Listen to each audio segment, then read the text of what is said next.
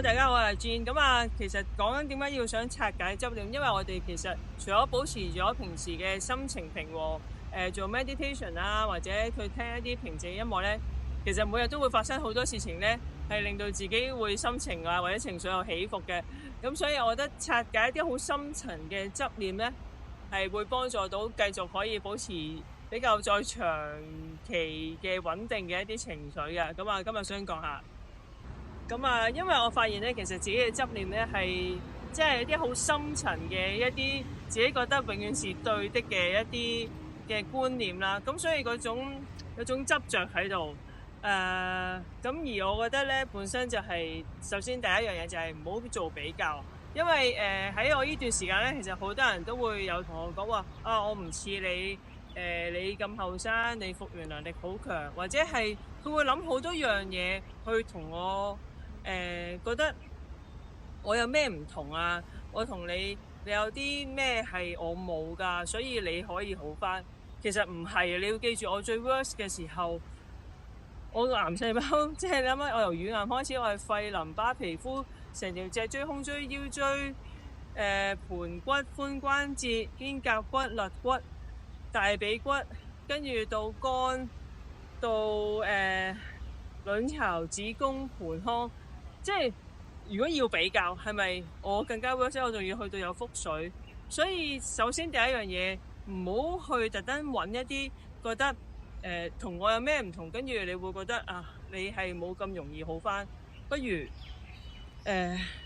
即係放低呢一樣嘢，而係專注喺你會好返嘅方向。我一直以嚟好想分享話點樣改變自己嘅諗法，就係因為咁樣先可以幫到你越嚟越好。所以我覺得大家嘅焦點唔好再放喺比較同我有啲咩，因為其實我哋本身全世界嘅人每個人都有唔同嘅獨特性，係咪？你嘅成長背景同我嘅成長都唔同，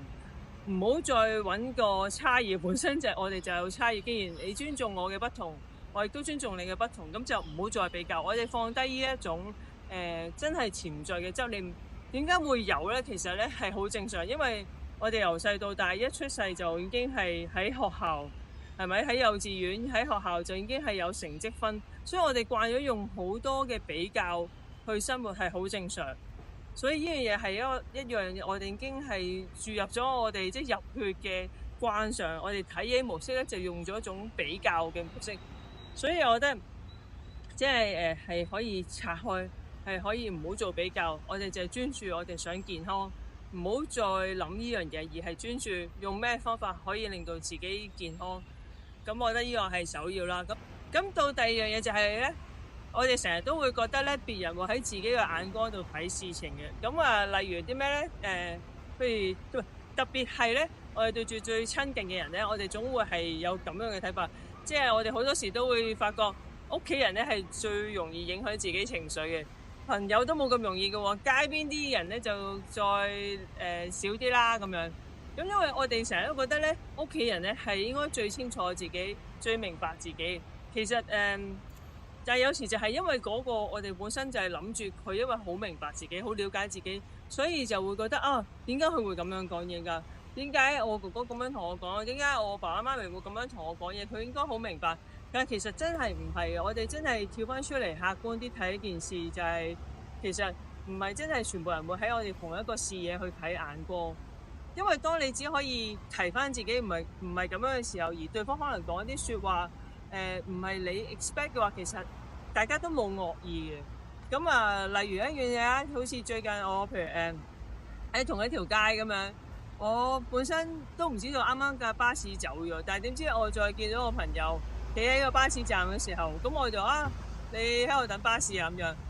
跟住佢個感覺就好難受，因為佢啱啱就係甩咗架巴士，跟住佢就覺得你好似潤我咁樣，佢就話哇，你唔係嘛？啱啱10秒前我先走咗架巴士，我而家企喺度等巴士，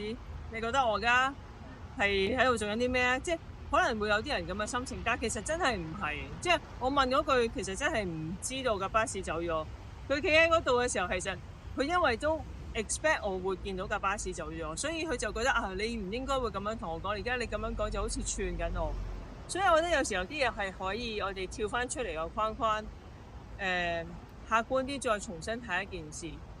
到第三樣嘢，我覺得呢個都幾緊要，就係唔好帶住以前嘅情緒嚟到今日，嚟到當下，嚟到呢一秒去睇嗰件事。我哋都有聽過對人唔對事，咁點解呢？因為你覺得你認識嗰個人，你將呢個人曾經以前嘅做嘅所有嘢啊、性格啊嗰樣嘢作為一個參考，其實係正常嘅。咁但係每個人都會有改變嘅時候，包括我都會做一啲改變，或者係而家我哋都好努力講話，我哋要去正面啊，我哋改變自己心態。與此同時，其實別人都可以咁樣做，所以有時我哋可以放下一啲自己潛在咗假設咗以前嘅情緒，唔好帶到嚟今日。即係譬如琴日鬧完交，都係講緊同一樣嘢，到今日你都仲係講緊一啲新嘅事情嘅時候，其實我哋放低咗琴日嘅情緒先啦。可能其實今日真係冇乜嘢，可能就係今日就問，你今日想唔想食早餐？跟住你就係因為寧願拎住尋日鬧完交嘅情緒，跟住就同我講，我今日唔想食咯咁樣。即係嗰樣嘢其實我哋全部都可以每一日重新開始，咁你就會令到你每一日嘅情緒都可以平復好多嘅。所以我覺得呢三樣嘢係幾重要，可以拆解到自己側面。咁可能亦都會有人會講話，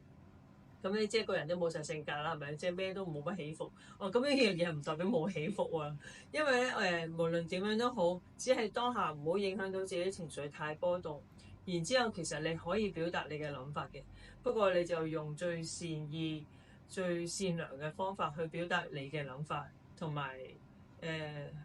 即係點樣拆解件事咧？可以將你頭先你係咁樣，其實我都會有啲 hard feeling，不過後期我又覺得係點樣點樣，你咪慢慢自己解釋翻，慢慢表達翻咯。咁其實我諗每個人咁樣相處都會比較舒服啲，同埋大家都係一個即係就算大家聽落去或者你嘅表達都係比較正面，同埋大家知道越嚟越用一啲好嘅方法去相處，我諗大家都會就會少啲同身邊嘅人咧會有啲咁嘅摩擦或者波動咯。